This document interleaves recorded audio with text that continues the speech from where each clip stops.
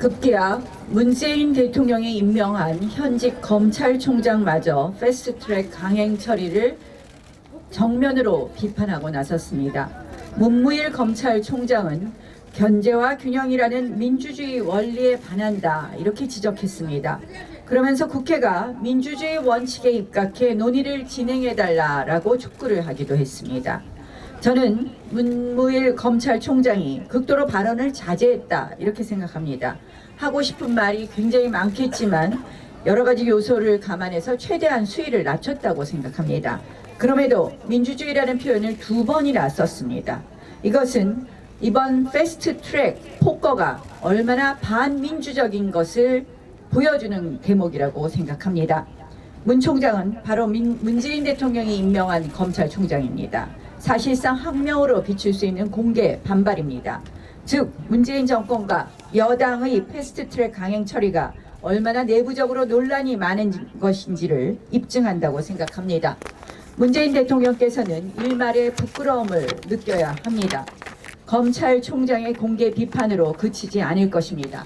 공수처 설치 강행과 잘못된 검경 수사권 조정안은 앞으로 훨씬 더 큰 논란을 야기할 것입니다.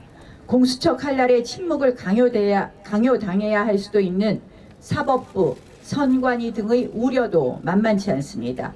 키는 결국 문재인 대통령이 쥐고 있습니다. 패스트트랙 처리 주문자인 대통령께서 결단을 내려 국회 정상화에 나서야 합니다. 지금이라도 패스트트랙을 철회하고 원점에서 정개특위, 사개특위 논의를 시작해야 합니다. 여당의 사과와 재발 방지 약속 없이는 대화가 어렵습니다.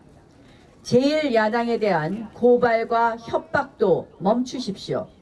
심지어 보좌진, 당직자까지도 고발장으로 위협합니다. 이 얼마나 치졸하고 부끄러운 정치 탄압입니까? 저 하나로 충분합니다. 수사를 하더라도 저를 수사하고 탄압하더라도 저를 탄압하십시오. 저희 당의 다른 의원님들 그리고 보좌진 당직자에 대한 고발 취하 즉각 해주십시오. 선거는 민생입니다. 선거제가 바로 민생입니다. 먹고 사는 문제 어디서 논의합니까? 국회에서 논의합니다. 정부 여당의 잘못된 정책 국회와 야당에서 비판합니다. 이번 패스트트랙 강행으로 추진하는 선거제도는 한마디로 여당과 그에 동조하는 여권 세력으로 국회를 채우겠다는 발상입니다.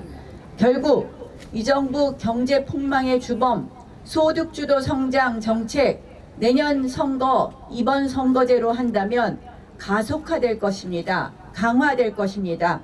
또한 아마 각종 반기업 법안 속속 통과되고 말 것입니다.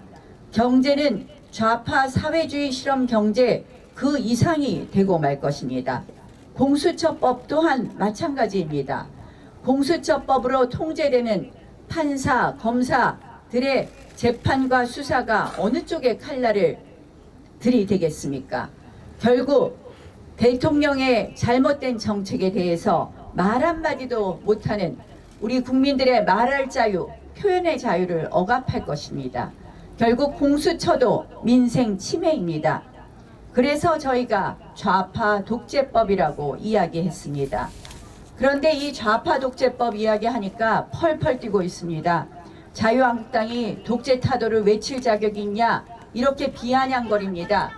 저는 그 이야기 듣고 이 정부, 이 여당 사상 독재, 이념 독재 세력이다 라는 것 확신했습니다. 여러분, 정의의 독점을 외치는 세력, 우리는 무조건 잘하고 우리는 무조건 선하고 당신은 무조건 나쁘고 당신은 무조건 악이야, 이렇게 하는 세력이 바로 독재 세력입니다. 세계 최악의 독재자들의 공통점입니다. 이번 정권 들어서 역사 왜곡, 헌법재판소와 대법원의 장악, 그리고 청문회에서 어떤 반대가 와도 거들떠보지도 않는 이러한 태도, 야당의 목소리에 귀 기울이고 있지 않고 어떠한 비판도 묵살하는 태도, 독재라는 비판을 들어도 전혀 이상할 것이 없습니다. 자유한국당은 이 독재 야욕을 꺾고 자유와 법치, 대한민국을 지킬 것입니다. 그것이 바로 민생을 살리는 길이기 때문입니다. 북송 문제 하나 말씀드리겠습니다. 이번에 최근 한 북한 인권단체에 따르면 7명의 탈북자가 강제 북송 위기에 처해 있다고 합니다. 심지어 9살 여아 최모 양도 포함되어 있다고 합니다. 이 9살 딸의 부모는 이미 한국에 와 있습니다. 한번 생각해 보십시오. 부모는 한국에 와 있는데 9살 딸이 중국 공안에 잡혀서 다시 북송될 위기에 있습니다. 정말 간절히 호소합니다. 탈북자 문제, 이거 명백한 국제법 위반입니다. 탈북자 북송하는 것. 그리고 이것은 기본적인 인권의 문제입니다. 문재인 대통령께 호소합니다. 중국 정부 설득해 주십시오. 그래서 9살 아이 정치범 수용소에 가지 않게 해주십시오. 북한 정권 눈치 볼 때가 아닙니다. 중국 정부와의 마찰을 껄끄러워할 때도 아닙니다. 우리 국민의 목숨과 인권을 살릴 문제입니다. 대통령께서 이 부분에 대해서 즉각 북송 저지해 주실 것을 촉구합니다.